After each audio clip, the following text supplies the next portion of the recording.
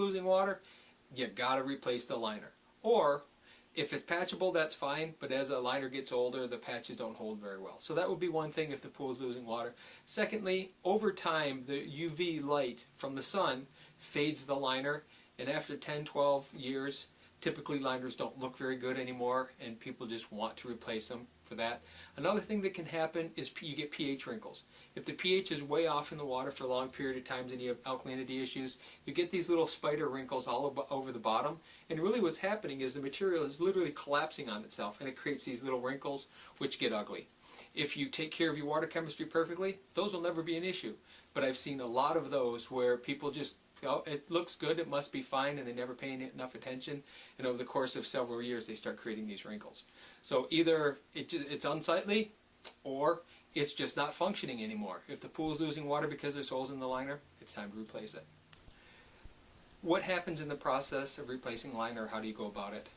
Ideally, come out, you measure it, see what the liner is, see what you're looking to do, and there's typically a process of from the time the liner is drawn out or measured out to it being designed in the factory and then being built and shipped. There's a couple week window typically. So if you wanted a liner today, bare minimum, it's going to take a couple weeks for it to even come in, just purely because of the process. Beyond that, it's usually a 1 to 2 day process. Draining the pool, and it depends on what's underneath. There's easily a day of prep work on the underside to get that ready for the liner. And once you're putting the new liner in, it's a matter of hours, and then the liner's installed in a matter of filling the pool up and then cutting everything back in. So typically 2 weeks to get the liner, 2 days to install it, and you're done. 20 mil versus 30 mil doesn't matter. You'll see some people say 20 gauge versus 28 gauge. That's the thickness of the material. And 28 mils versus 20 mils, there's certainly a thicker material. It's a noticeable feel. In terms of a general use, I would say that 20 or 28 is fine. I do know that in a simpler install, the 28 or 30 gauge is easier to work with. In a difficult install, the 20 gauge is much easier to work with. The more difficulty we have with curves and trying to fit over benches and on seats and different things and hard corners, 20 gauge is a little more flexible, not quite so stiff. And then another question I get is, what does a liner going to look like? How do I pick a liner? Well, if we look at the back of the material, this will indicate a lot of how the pool is going to look. If we have a white backing with a print, we're going to have a lighter color. So there's all different types of prints that you can get. It's just that look for the white backing. If it's a whiter backer, the pool is going to be lighter.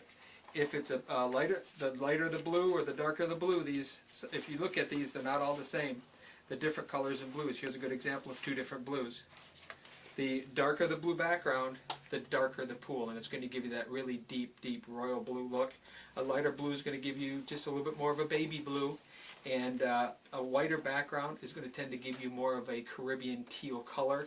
Again, it's going to be influenced by the print on the front, but use this as the indicator first and then look at the print.